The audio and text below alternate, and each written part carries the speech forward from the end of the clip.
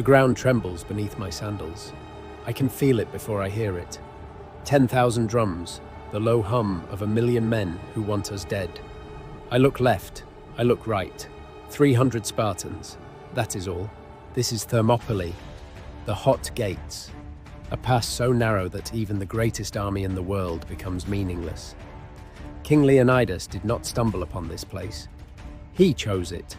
He studied it. He knew exactly what this ground could do. And he knew exactly what it would cost him. And today was not an accident. Today was a decision. The year is 480 BC. The Persian Empire, the largest the world had ever seen, is marching into Greece.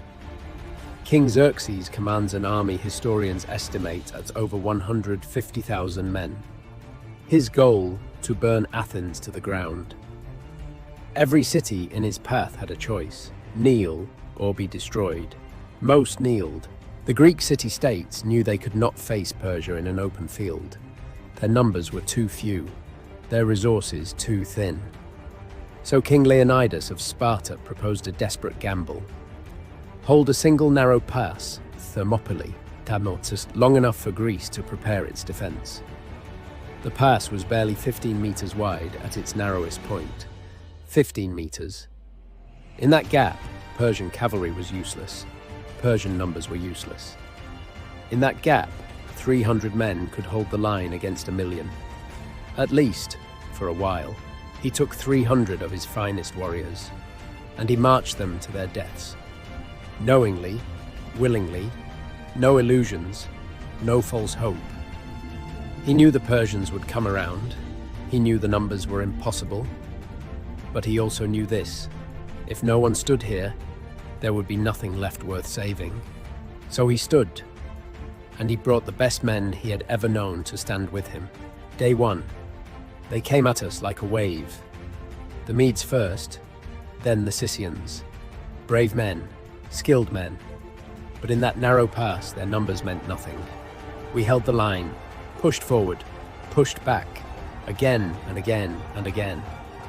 For 8 hours, we fought in the heat and the dust and the blood. Men beside me fell. I did not look at their faces. I could not afford to. When the sun finally set over the cliffs of Thermopylae, we were still standing. The Persians were not. At one point, Leonidas ordered a feigned retreat. We turned and ran. The Persians cheered. They thought we were breaking. They surged forward, disordered, screaming in victory. Then, on his signal, we stopped. We turned, and we drove back into their ranks like a hammer into glass. The formation collapsed. Men trampled each other trying to escape. Hundreds fell in minutes. It was not luck. It was not rage. It was discipline. Cold, Spartan discipline. And it killed more Persians that day than any spear. Day two. Xerxes sent his Immortals, his elite personal guard. 10,000 men who had never tasted defeat. We had heard stories about them around fires back in Sparta. Men who fought like demons. Men who did not break. They came at us in perfect formation, shields locked, spears leveled. And for the first time, I felt something I had not felt the day before. Not fear exactly. Something colder than fear. They were better than the others. We could feel it. But the pass was still 15 meters wide. And we were still Spartans. That night, I looked at the men around me. Some were praying. Some were sharpening their blades in silence. Dianekis, the bravest man I ever knew, was laughing. I asked him what was funny. He said, "If the Persian arrows blot out the sun, we shall fight in the shade." I did not sleep that night, but I smiled. It wasn't Persian strength that broke us. It was a Greek who sold us. A local shepherd named Ephialtes crept into the Persian camp under cover of darkness. He had something to offer, a secret, a mountain trail called Anopeia, winding up and over the cliffs, looping silently behind our position. Xerxes listened. Xerxes paid. That night, while we slept with our weapons in our hands, 10,000 Immortals were already climbing. By the time dawn broke on the third day, we were surrounded, and the man who closed the trap was one of our own. Leonidas knew what it meant. There was no escape now, no reinforcements coming, no miracle on the way. He gathered the allied Greek forces and he dismissed them, sent them home to fight another day. Some left with tears, some left with shame. But the 300 Spartans did not move. They had always known this moment would come. Sparta did not retreat. Sparta did not surrender. Sparta stood and waited for the end to come to them. Day 3. We moved forward, away from the wall, into the wider part of the pass. Leonidas wanted us to take as many Persians with us as possible. We charged into them screaming. My spear broke in the first minute. I drew my sword.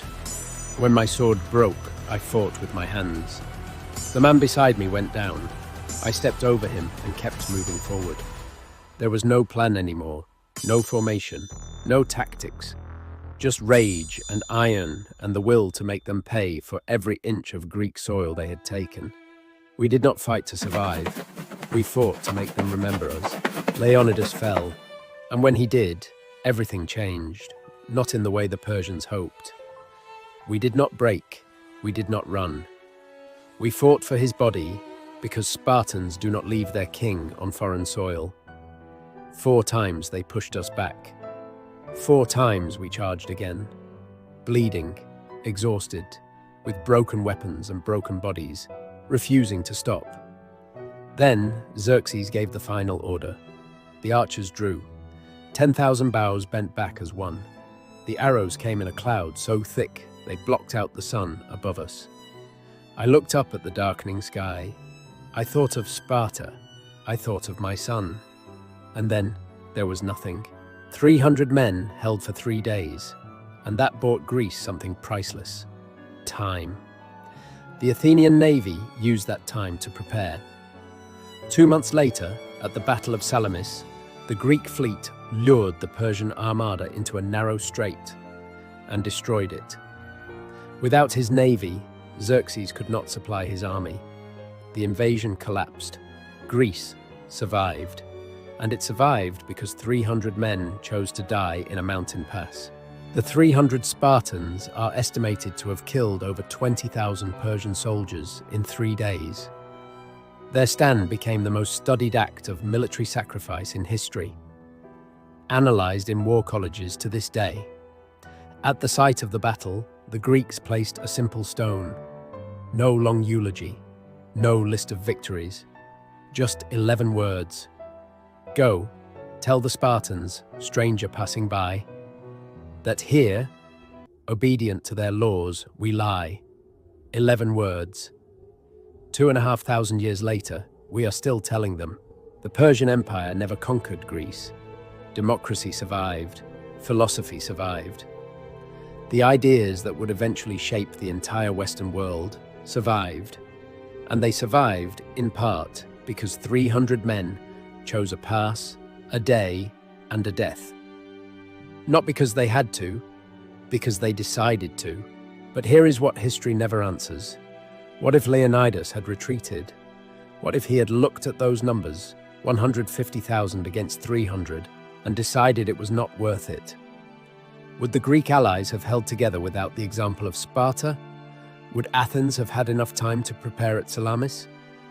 Would Western civilization look anything like it does today? That question belongs to another channel.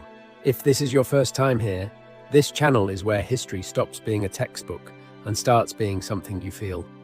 If this video moved you even slightly, subscribe, leave a like.